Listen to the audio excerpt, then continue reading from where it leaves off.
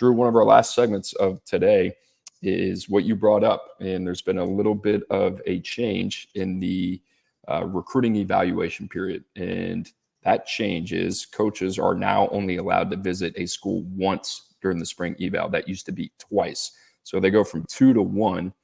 And that seems like an incremental change, but a lot of what you have to remember, a lot of what spring recruiting is, it's a lot of PR, right? You got to go see a lot of people. You got to go shake a lot of hands, and you have to keep a lot of people happy. That's really what it comes down to. That is what we like to call area recruiting. So when you cut that in half, now it becomes important to see the priorities, right, when you're on the road. And that's basically how we have now shifted from area recruiting to position recruiting. Drew, your thoughts on this? Because, it might seem like something that is minute, but strategically in personnel departments across the country, this is something that I think can have a ripple effect and cause I don't want to say a stir, but a big change philosophically for how these programs kind of approach spring recruiting. Well, I want to ask how you would set up your recruiting department if you were at Washington or Oregon. I've heard some gripes from some college coaches out on the road. I mean, it used to be they would come down to South Florida and you would spend 20 days here. Maybe you go home on the weekend, or the family comes down on the weekend to see you, but you're out on the road. You're hitting 6-7 high schools a day. You're shaking the hands, right?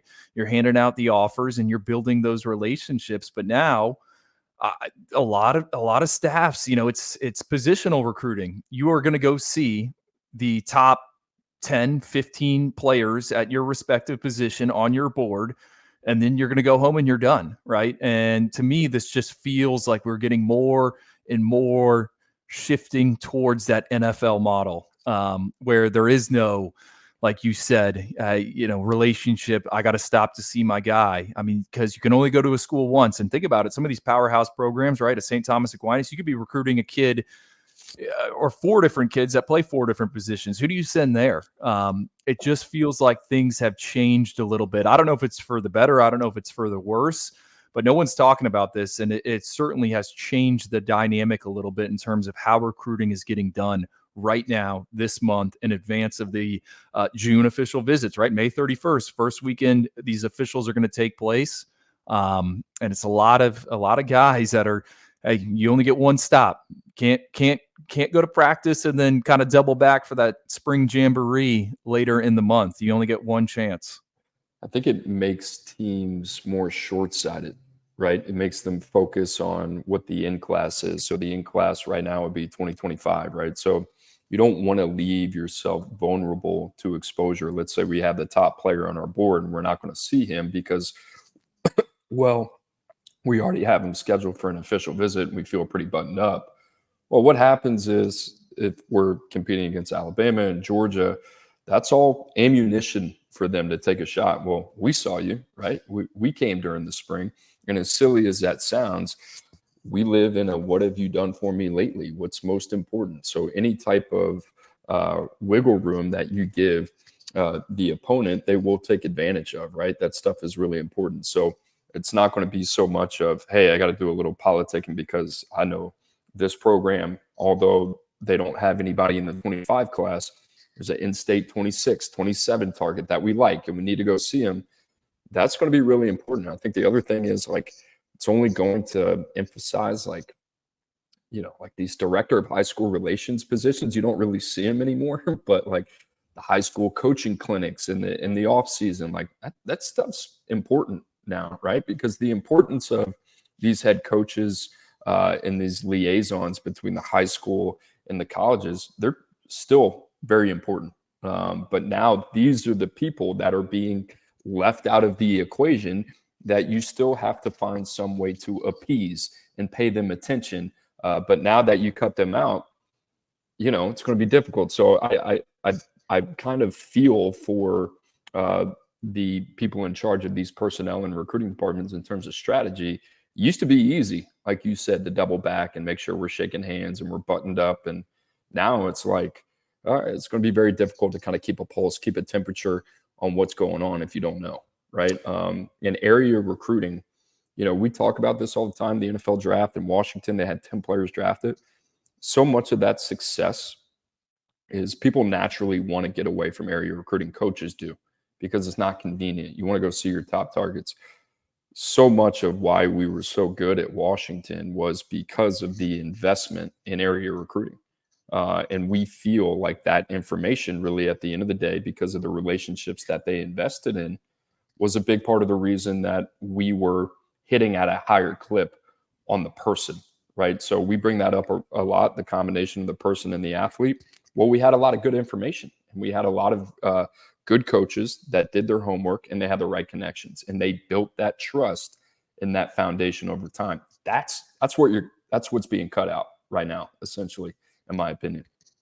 You have any good people stories, person background, any of those Washington kids I that were mean, drafted? I'm trying to think. Scott Huff, he's now the offensive line coach with the Seattle Seahawks. Maybe the best area recruiter I have ever worked with. Just his ability to relate to people of all kinds. It doesn't matter if it was a prospect's parents, a guardian, high school coach. You felt like when he presented a player, you knew everything that you needed to know, A to Z. And that's because his relationships when he went into a building were second to none. He talked to the custodians, he talked to the principal, he talked to the assistant coaches. He would talk to anybody that had a contact point with the prospect. And, when it comes down to betting on size and betting on traits and his position in offensive line, yeah, everybody wants size. Everybody wants redeeming qualities. Typically, people get it. But the ones that work out not only have those redeeming qualities, but have the redeeming intangibles as well. That was the big force multiplier for us. And he knew those kids inside and out. And I always thought that was a huge added bonus for us. Well, I'll add here, I think two of the best area recruiters I interacted with or came across, Ephraim Banda, Charlie Partridge. Both of them have some big wins on their resume. They're no longer coaching college football. They're both in the NFL as position coaches. And I think a big driving factor is they saw the writing on the wall, right? This isn't really recruiting right now. What is going on? It's more transactional in terms of what those guys are doing. I wouldn't call that a coincidence either. Like the guys that actually enjoy going out on the road and building and maintaining relationships are just, conversations that I've had with guys that have gone from college to the NFL, they're in their mind, they're just exhausted and they're just tired and they're just done. And it feels artificial and it doesn't feel real to them, maybe the way that it did 4 or 5 years ago. And that's not a world that they want to live in. So not to say that going from 2 to 1 spring evaluation days is making people feel this way, but it is definitely something that I think is notable. They're not getting the hotel Marriott points, the rental car points. Those are getting depleted. You're only out 15 days now, not 30. You can't have it both ways, right? Because the other part of this is we've been trying to figure out a way to kind of reduce it, right? Just in terms of the stress level and the equity and the time invested on the road. So, overall, I think that's what's really trying to happen here. But the other shoe has to drop at some point. Last thing I'll add on this, I think summer camps increasingly more important. I'll tell you this: they've been so important since I've ever been in it. But for the 26s and the 27s, you're not going to see. You got to get those guys on campus. But not many people do summer camps right. People will go to or programs will set up summer camps throughout the country, and they will not recruit their board to these camps. They won't do it. The important part of early identification, early evaluation is these summer camps and these live exposures. Remember the camps that you and I go to.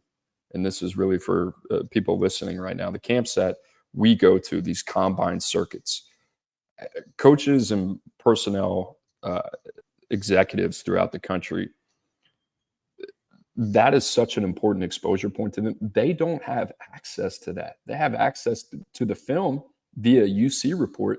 But as you and I know, to be able to get that live exposure to see how these guys not only move and how they look physically and their body types, but how they interact, the nugget that you were given about Longstreet, right? That stuff is so important The only time they're able to get that in a competitive environment are these summer camps. How much do we talk about Devontae Smith showing up to Miami, right? Or these SNL camps that they used to have at Oregon back in the day. You heard all these stories. Those are so important. And so much of Nick Saban's success at Alabama were these summer camps. And there's a great story about Amari Cooper showing up and turning in one of the best live in-person evaluations that I think Nick Saban had ever seen. So imagine doing all the homework, feeling like you have all the answers, but you just got to go back and you got to check it twice. And the final thing you need to see is just an in-person evaluation. That's why recruiting these guys to camp is so important. And I will say this, 90% of programs in the country, and that's probably being super conservative, take that for granted. I don't know how many of these programs do it right, but the ones that do it right have a massive advantage when it comes to roster building. So I agree with you 110%. Summer camps are not emphasized nearly enough.